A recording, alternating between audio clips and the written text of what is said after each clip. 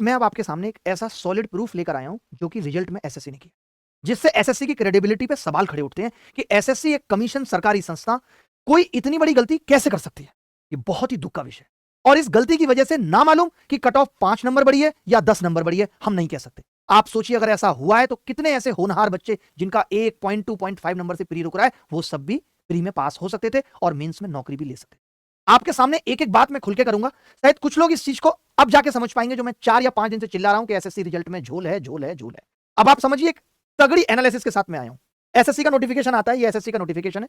SSC कहती है कि हम इतनी सारी पोस्ट पे आपको नौकरी देंगे। आप देख सकते हैं ग्रुप बी, सबकी उम्र है 20 से 30 साल, 18 से 30 साल, लगभग 30 साल सबकी उम्र है, सबकी 30 साल उम्र है। आप देख सकते हैं सारी पोस्ट की 30 साल उम्र है। तभी एक पोस्ट बीच में आती है जिसकी उम्र है 18 से 32 साल, यानी अगर आप 18 और 32 के बीच में, तो आप इस पोस्ट के लिए एलिजिबल हैं, जिसका नाम है जूनियर स्टैटिस्टिकल ऑफिसर।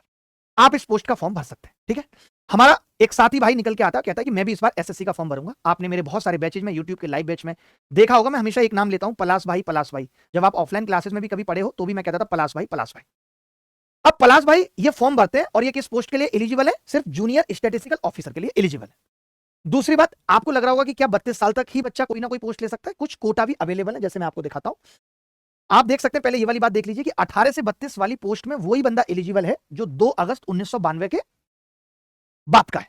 यानी कब से कब तक? 2000, मतलब इससे पहले का नहीं होना चाहिए। कहने का मतलब 2/8/1992 से पहले का नहीं होना चाहिए वो बंदा, ठीक है। मैंने इनको पूछा, भाई आप हैं इससे पहले? कि इन्होंने कहा नहीं, मैं तो 4 मई 1994 का हूं, यानी मैं 30 साल से थोड़ा सा बड़ा हूं, 1-2 महीने, मैं इस पोस्ट के लिए एलिजिबल हूं। मैंने कहा भाई आप फॉर्म भर दीजिए, लगे हाथ सरकारी नौकरी लपक लीजिए। अब इसमें कोटा भी है, जैसे कोई सेंट्रल गवर्नमेंट सिविलियन एम्प्लॉय तो वो 40 साल तक भर सकता है, बट आप जानते हैं कि ये 7-8 साल से तो मेरे साथ ही है और ये ऐसे किसी भी कोटा के लिए एलिजिबल नहीं है। मैं आपको इनका फॉर्म, एप्लीकेशन फॉर्म, रिजल्ट सब कुछ दिखाऊंगा, ठीक है। अब एसएससी का रिजल्ट आता है, एसएससी का रिजल्ट आया और 3 लिस्ट बनी एसएससी के रिजल्ट में। मैं आपको बताता हूं कौन कौन सी। एक आई लिस्ट 1, एक एसएससी ने लिस्ट 1 जारी की, जिसमें उसने उन लोगों का नाम दिया जो जूनियर स्टैटिस्टिकल ऑफिसर के लिए अवेलेबल है, मतलब एलिजिबल है। उन्होंने लिस्ट 2 में क्या कहा, समझिएगा ध्यान से, लिस्ट 2 में स्टैटिस्टिकल ऑफिसर के लिए अवेलेबल है। और बाकी एक इन्होंने लिस्ट 3 दी, लिस्ट 3 जिसमें ऑल अदर पोस्ट है इनके अलावा, ऑल अदर पोस्ट जो इनके अलावा है, ठीक है। अब हम तीनों लिस्ट का रिजल्ट खोलते हैं, आपको दिखाते हैं तीनों लिस्ट, ठीक है। अब मैं आपके सामने तीनों लिस्ट दिखाता हूं। रिजल्ट आया, ये पलाश भाई का आप देख सकते हैं, ये इनका डेटा है, ये इन्होंने एप्लीकेशन फॉर्म भरा। आप देख सकते हैं इनकी कैटेगरी कौन सी है, यूआर है। ये इनकी फोटो है, मैं आपको इनके सामने लाता हूं, आपको दिखाता हूं। पलाश भाई इधर आओ। आप देख सकते हो ये पलाश भाई हैं, ठीक है, ये पलाश भाई हैं। आप इनकी फोटो से मैच कर सकते हो। ये इनका रजिस्ट्रेशन नंबर है 958, ये इनका रिजल्ट है। पलाश अग्रवाल, माता जी का नाम सुमन अग्रवाल, सारा डेट है। डेट ऑफ बर्थ कितना है? 4/5/1994, जो मैंने बताया था आपको। आप रिजल्ट में भी देख सकते हो डेट ऑफ बर्थ 4/5/1994, ठीक है। अब आपने देखा इनके नंबर कितने आए, रीजनिंग में 48, जनरल अवेयरनेस में बस 8 ही आए, क्वांटिटेटिव एप्टीट्यूड में 48, इंग्लिश में 42.5, क्योंकि ये इंग्लिश और मैथ्स के बहुत तगड़े धुरंधर है, बहुत बड़ा लेवल है। इनका रॉ स्कोर 146.5 है और इनका नॉर्मलाइज स्कोर 158 है, ठीक है। अब मैं आपको रिजल्ट दिखाता हूं। सबसे पहले आप रिजल्ट खोलिए, आप देखेंगे रिजल्ट आया, पेपर हुआ, उसके बाद रिजल्ट आया। और रिजल्ट इन्होंने बोला है कि हमने टियर 1 एग्जाम का जो रिजल्ट है कैटेगरी वाइज, जो भी बच्चे टियर 2 के लिए क्वालिफाई किए उनके अलग अलग कट ऑफ निकाली है। हमने 3 लिस्ट जारी की है, एक तो जेएसओ के लिए जिसके लिए पलाश भाई एलिजिबल थे, लिस्ट 1, एक स्टैटिस्टिकल इन्वेस्टिगेटर के लिए लिस्ट 2 और ऑल अदर पोस्ट के लिए लिस्ट 3 इन्होंने जारी की। अब मैं आपको कट ऑफ पे ले चलता हूं। अब आप कट ऑफ देख सकते हैं, ये कट ऑफ है लिस्ट 1 की। लिस्ट 1 कौन सी? यानी कि जेएसओ की। उसकी यूआर कैटेगरी की कट ऑफ कितनी है? 167, 167 कट ऑफ है। और टोटल बच्चे कितने देखते रहना, 18,436 लोगों को इन्होंने क्वालिफाई किया। बिल्कुल सही बात है, आगे बढ़ते हैं। अब आप देखेंगे ये लिस्ट 2 है, जिससे हमें मतलब नहीं है क्योंकि उसके लिए एलिजिबल भी नहीं थे। 170 इसकी कट ऑफ है, ठीक है, आगे बढ़ते हैं।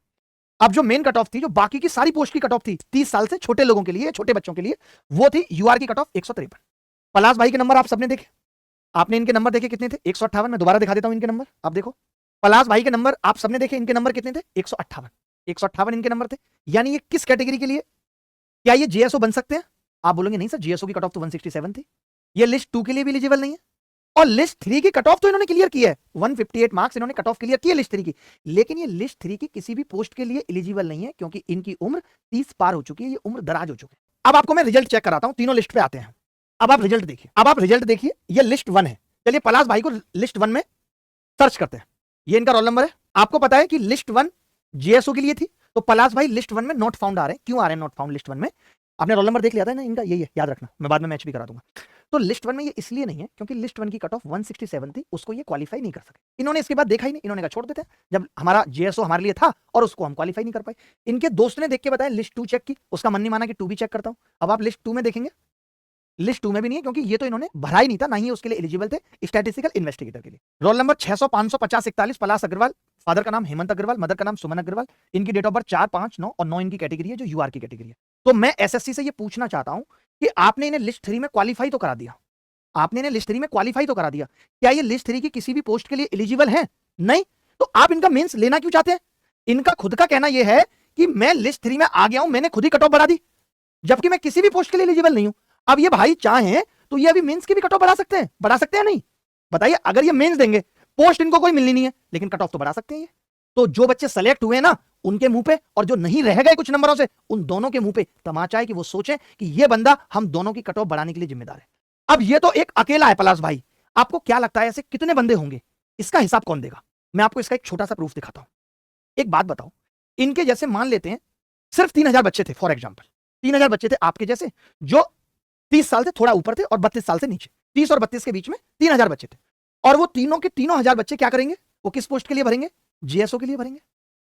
तो या मैं 2500 मान लेता हूं, चलो आपके कहने पे, यानी 2500 ऐसे बच्चे हैं जो सिर्फ जीएसओ के लिए अवेलेबल हैं। यानी अगर उन्होंने जीएसओ क्वालिफाई भी कर लिया, मान लेते उसमें से 1000 ने क्वालिफाई कर लिया, और वो लिस्ट 1 में अवेलेबल है 1000 बच्चे, तो आप मुझे बताइए क्या उनको लिस्ट 3 में होना चाहिए था? नहीं होना चाहिए था ना। जिन बच्चों ने लिस्ट 1 की कट ऑफ क्वालिफाई कर ली, ये तो वो लोग थे जिन्होंने क्वालिफाई की नहीं है, बेचारों ने इनको डाल दिया लिस्ट 3 में। और ऐसे बच्चे जिन्होंने लिस्ट 1 की कट ऑफ क्वालिफाई कर ली, सिर्फ जीएसओ के लिए एलिजिबल है, वो तो लिस्ट 3 में नहीं होने चाहिए थे। पर दुख की बात यह है कि पूरे के पूरे 18,000 समथिंग बच्चे जो लिस्ट 1 में, वो पूरे के पूरे अवेलेबल हैं लिस्ट 3 में। यानी ऐसा कोई बच्चा है ही नहीं जो कमबख्त 30 और 32 के बीच में, यानी सारे बच्चे 30 साल से छोटे थे। आप मेरी बात को समझ पा रहे हैं नहीं? लिस्ट 3 में वो बच्चे हैं जो 30 साल से छोटे हैं, होना चाहिए था।